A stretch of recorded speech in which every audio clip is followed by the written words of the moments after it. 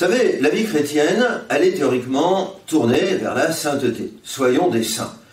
Vous allez me dire, pour moi ça va être difficile, parce que ceci, cela. C'est vrai.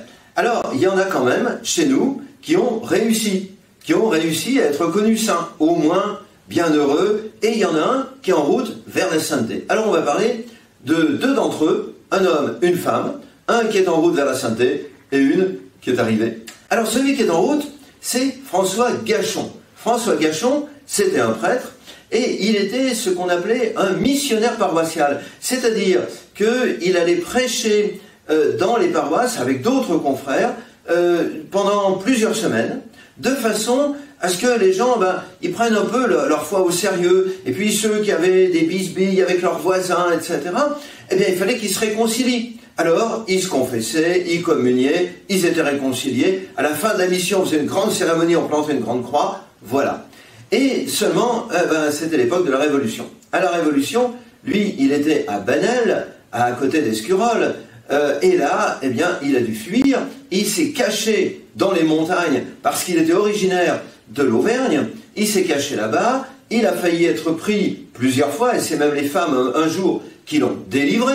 Et après la Révolution, eh bien, il était âgé et il s'est fixé à Ambert. Ambert, vous savez, où il y a la mairie qui est ronde. Faites le tour de la mairie d'Ambert, ça vaut le détour. Ça vaut le tour et le détour. Et il s'est fixé là-bas, à l'hôpital, et il avait une telle réputation qu'à sa mort, eh bien, les gens, ils ont arraché des morceaux de sa soutane pour en garder des reliques. Voilà, François Gachon, il est en route vers la sainteté. Une qui est arrivée, Louise Thérèse de Montaignac. Alors, Louise Thérèse, elle n'est pas née en Bourbonnais, elle est née au Havre. Voilà. Mais elle a été élevée par sa tante à Nevers, qui lui a enseigné la piété. Alors, c'était une fille très pieuse. Elle était à la cathédrale de Nevers, et là, elle a rencontré l'abbé Gaume, qui s'occupait du catéchisme des jeunes filles. Il y avait plusieurs centaines de jeunes filles qui, après la communion, continuaient le catéchisme. Et c'est elle à qui il en a donné la charge. Et puis, elle est venue habiter Montluçon. Elle vient habiter Montluçon. Alors là, c'était le désert chrétien. Un jour, elle a voulu se confesser à l'église de Notre-Dame. Le sacristain lui dit « Oh là, vous confessez, mais c'est pas Pâques, c'est le seul moment où on confesse. » Elle a insisté. Alors, il a été chercher un plumeau et il a enlevé les toiles d'araignée du confessionnal.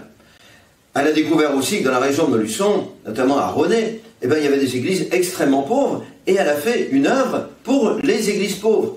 Donc, avec des dames qui fournissaient des ornements, qui tiraient l'aiguille pour faire des vêtements liturgiques. Et puis, elle a recueilli des orphelins. Elle a créé à Montluçon un orphelinat, l'orphelinat de la Croix Verte, parce que la maison qu'elle a achetée, il y avait une croix de bois de couleur verte, et elle est toujours verte sur la façade.